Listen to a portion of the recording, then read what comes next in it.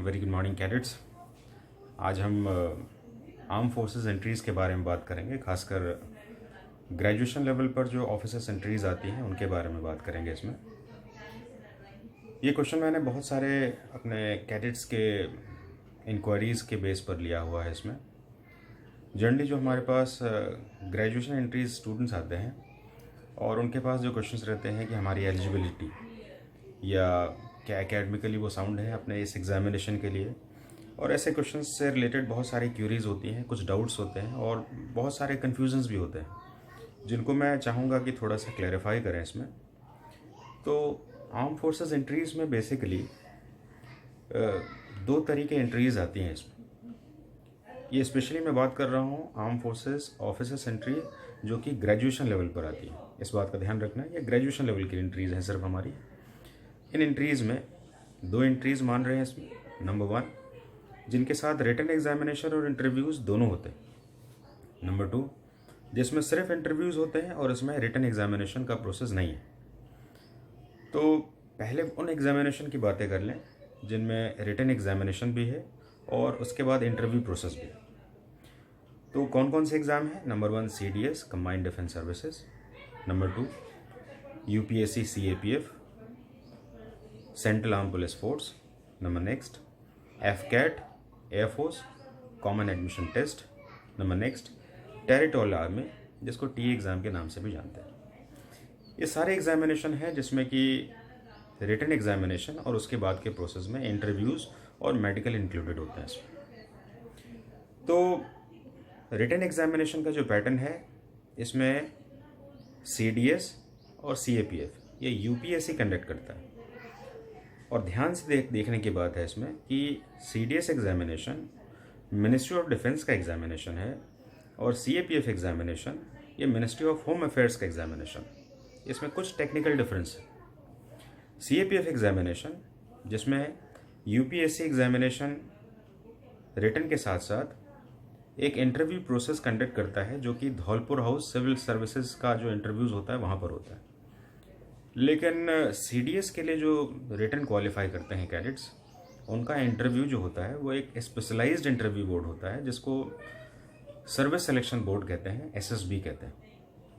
तो यहाँ पर ध्यान रखना होगा कि CAPF कैंडिडेट जो हैं वो UPSC धौलपुर हाउस में इंटरव्यू देते हैं और CDS, FCAT और टेरिटोरियल आर्मी ये जितने भी एस्पिरेंट्स हैं जिन्होंने रिटन क्वालिफाई किया होता है इनको SSB प्रोसीजर के थ्रू जाना होता है और उनके सिलेक्शंस इनके थ्रू डिसाइड होते हैं। तो हमने यहाँ पर बात किया कि ये जो रिटन एग्जामिनेशन के बाद जो इंटरव्यू प्रोसेस होता है उसमें कैंडिडेट्स जो अपनी एलिजिबिलिटी रखते हैं उनको अपने एज के साथ साथ कुछ सब्जेक्ट्स के बारे में ध्यान रखना चाहिए। अगर आप CDS, FCAT जैसे एग्जामिनेशन की एलिजिबिलिटी रखना चाहते हैं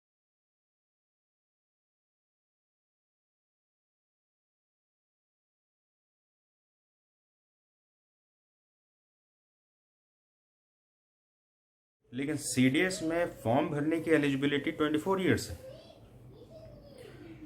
जबकि CAPF एग्जामिनेशन में जो एलिजिबिलिटी है आपकी वो 25 ईयर्स तक फॉर्म भरने की एलिजिबिलिटी। यहाँ पर भी बहुत सारे डाउट्स आते हैं हमारे पास। कुछ कैडेट्स हमारे पास आते हैं 24 ईयर्स और उससे प्लस एज में और कहते हैं सर 25 ईयर्स लिखा हुआ है एग्ज़ाम के लिए, तो फिर क्या हम इसके लिए एलिजिबल हैं? ध्यान रखने की बात है 24 ईयर्स तक आप सिर्फ फॉर्म भर सकते हैं, एग्ज़ाम देने के एज 25 ईयर्स में जाते हैं। पूरा प्रोसेस होने में 1 साल का समय लगता है इसमें आपका। इसलिए ध्यान रखें इस बात के लिए कि CDS जैसे एग्जामिनेशन के लिए आप जिसमें कोई रिजर्वेशन पैटर्न नहीं है, एज रिलैक्सेशन नहीं है आपका, इसमें आपको 24 ईयर्स तक की एलिजिबिलिटी फॉर्म भरने की होनी चाहिए। अब हम बात करेंगे कुछ ऐसे एंट्रीज़ के बारे में जिसमें रिटन एग्जामिनेशन नहीं होता है और इसमें सिर्फ आप इंटरव्यू प्रोसेस के थ्रू अपने सेलेक्शंस को अचीव करते हैं। ये एग्जामिनेशंस हैं NCC C certificate examination. C certificate examination में एटलीस्ट B ग्रेड का आपका होना ज़रूरी है। B grades armoured corps, naval, वे और आपके एयरफोर्स में भी, तीनों में से किसी में भी आपके कम से कम C सर्टिफिकेट में B ग्रेडिंग होनी चाहिए आपकी। नेक्स्ट हम बात करेंगे TGC टेक्निकल ग्रेजुएट कोर्स के बारे में।